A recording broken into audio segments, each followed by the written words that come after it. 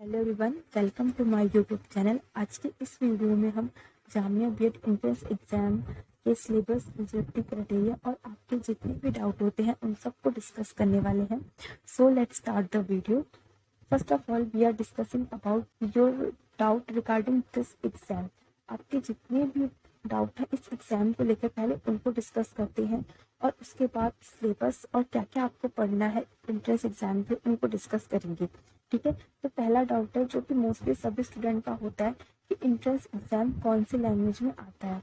तो जो entrance exam है ना वो 3 लैंग्वेज में आता है, हिंदी, इंग्लिश, उर्दू। तो आई होप आपका ये जो डाउट है वो क्लियर हो चुका होगा कि एग्जाम जो है वो कौन सी लैंग्वेज में आता है। ठीक है, अपना सेकंड डाउट है कि जो एंट्रेंस एग्जाम है वो स्ट्रीम के अकॉर्डिंग अलग अलग आता है कि नहीं आता। मतलब अगर आप आर्ट्स, कॉमर्स, साइंस इससे आप भर रहे हैं, एग्जाम फॉर्म फिल कर रहे हैं, तो इनके अकॉर्डिंग आता है कि नहीं आता। तो जो एग्जाम पेपर है ना वो सेम ही आता है, चाहे आप किसी भी स्ट्रीम से अपना फॉर्म फिल कर रहे हो, आपके लिए पूरा पेपर जो है सेम ही आएगा। ठीक है, अब जो थर्ड डाउट आता है कि जो एंट्रेंस एग्जाम आता है तो इसमें नेगेटिव मार्किंग होती है कि नहीं होती। तो जो इस एग्जाम में जो है नेगेटिव मार्किंग होती ही होती है। अगर आप सही करते हैं तो आपको 1 नंबर मिल जाएगा और आप अगर क्वेश्चन गलत करते हैं तो आपको 0.5 नंबर आपका कट जाएगा।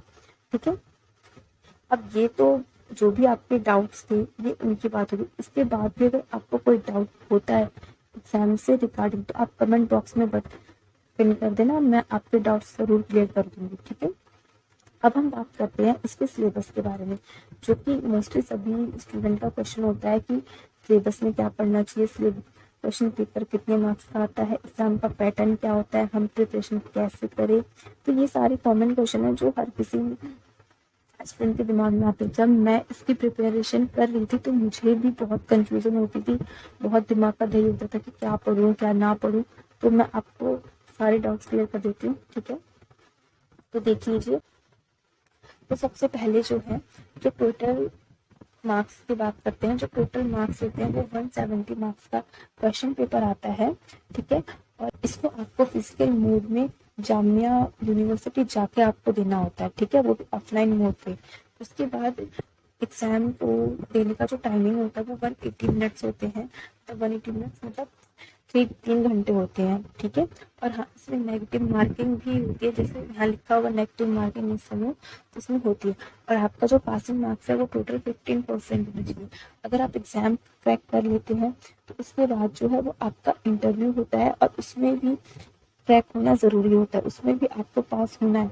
ठीक है, मैंने अपने चैनल पर जामिया के प्रीवियस एग्जाम पेपर की वीडियो अपलोड की है, तो आप उनको जाके देख लीजिएगा, आपको समझ में आ जाएगा कि एग्जाम पैटर्न कैसा होता है और एग्जाम में कैसे क्वेश्चन पूछे जाते हैं। ठीक है, अब हम बात करते हैं कि इसके एंट्रेंस में क्या क्या सिलेबस है, कहाँ कहाँ से कौन कौन से क्वेश्चन कैसे पूछे जाते हैं। ठीक है, अब हम उसकी बात कर लेते हैं। तो मैंने आपको पहले बता दिया था कि 170 मार्क्स का क्वेश्चन पेपर आता है। ठीक है, अब उसमें साइंस, आर्ट्स, कॉमर्स उनसे क्वेश्चन आते ही आते हैं। तो सबसे पहला है जनरल इंटेलिजेंस। ठीक है, उससे जो है 13 मार्क्स के क्वेश्चन आते हैं। ठीक है, उसके बाद है टीचिंग एप्टीट्यूड, इससे 13 मार्क्स के क्वेश्चन आते हैं। उसके बाद है करंट अफेयर, इससे 13 मार्क्स के क्वेश्चन पूछे जाते हैं। उसके बाद है आपका सब्जेक्ट नॉलेज जो कि टोटल 18 मार्क्स का है। ठीक है, जिसमें natural science, social science, mathematics, language, ये जो चारों चीजें हैं वो 20 मार्क्स के आपसे पूछी जाती हैं। ठीक है, अब हम ये बात करते हैं कि आपको इसको कैसे पढ़ना है जिससे आपका एग्जाम क्रैक हो जाए।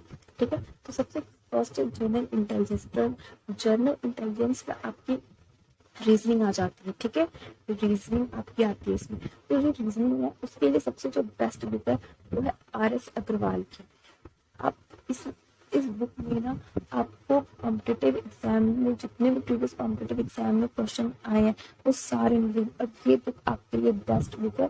आप अगर इससे प्रिपरेशन करते हैं तो आपके चांसेस बढ़ जाते हैं एग्जाम को क्रैक करने के। ठीक है, अब हम बात करते हैं सेकंड टीचिंग एप्टीट्यूड की। तो टीचिंग एप्टीट्यूड की जो बेस्ट बुक होती है वो R गुप्ता की। अब हम बात कर लेते हैं टीचिंग एप्टीट्यूड की। तो जो हम बात कर लेते हैं टीचिंग एप्टीट्यूड की, तो जो टीचिंग एप्टीट्यूड होता है ना उसके लिए जो बेस्ट बुक है वो है R गुप्ता की। इसमें आप लोग इतने ज्यादा क्वेश्चन मिल जाएंगे ना कि आपकी बहुत ज्यादा प्रैक्टिस हो जाएगी। और एक चीज कि मतलब प्रीवियस ईयर का जो क्वेश्चन पेपर होता है ना, उसमें जितने भी टीचिंग एप्टीट्यूड के क्वेश्चन होते हैं, आप उनको भी कर लेंगे ना तो भी आपके लिए बहुत है। लेकिन ये है कि जो टीचिंग एप्टीट्यूड है वो कॉमन क्वेश्चंस होते हैं, तो आपको थोड़ा सा अपना दिमाग यूज करके उनको सॉल्व करना होता है, ठीक है, बट आपको प्रैक्टिस करनी ही करनी है। ठीक, अब है करंट अफेयर। तो करंट अफेयर के लिए तो ये तो एकदम समुद्र के जैसा जैसा होता नहीं है, एक समुद्र बहुत बड़ा होता है और कवर अप आप नहीं कर पाते, तो इसमें मैं ये कहूँगी इस करंट अफेयर को आप प्रिपेयर कीजिए, तो थोड़ा सा आप इसको स्किप कर दीजिए, मतलब इस पर थोड़ा कम ध्यान दीजिए, बाकी जो अदर चीजें हैं उन पे आप ध्यान देके प्रिपेयर कीजिए, ठीक है। अब हम बात कर लेते हैं सब्जेक्ट नॉलेज की, जिसमें ये जो 4 टॉपिक्स है इनके बारे में। तो सबसे पहला है नेचुरल साइंस।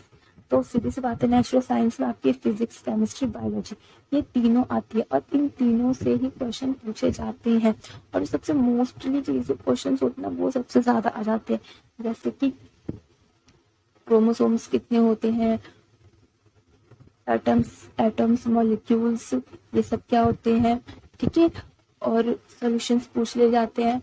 अब आपको अच्छे से प्रिपेयर करना है, ठीक है। सोशल साइंस, तो जो सोशल साइंस है उसमें देखो आपकी हिस्ट्री, पॉलिटिकल साइंस और आपकी जियोग्राफी और आपकी इकोनॉमिक्स, ये जो चारों चीजें हैं ना, ये चारों चीजें पूछी जाती हैं, तो आपको इसको बहुत ही अच्छे से प्रिपेयर करना है।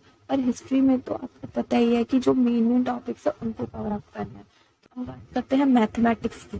तो सबसे मैथमेटिक्स के लिए सबसे बेस्ट बुक जो है वो है RS अग्रवाल की, ठीक है। इसकी जो है वो बेस्ट बुक है, आप इससे अपनी प्रिपरेशन जरूर कीजिएगा, क्योंकि इसमें जितने भी कॉम्पिटेटिव एग्जाम के प्रीवियस ईयर के क्वेश्चन होते हैं वो सारे आपको इसमें ही मिलेंगे। तो इससे आपका डबल फायदा होगा, एक तो आपको प्रैक्टिस होगी और आपको पता चल जाएगा कि प्रीवियस ईयर में कैसे क्वेश्चन पूछे गए हैं, ठीक है। अब हम बात करते हैं लास्ट है लैंग्वेज, ठीक है। लैंग्वेज में आपको हिंदी और इंग्लिश, इसके बारे में आपको बेसिक्स पता होने चाहिए, तो इनसे भी क्वेश्चन आते ही आते हैं, ठीक है।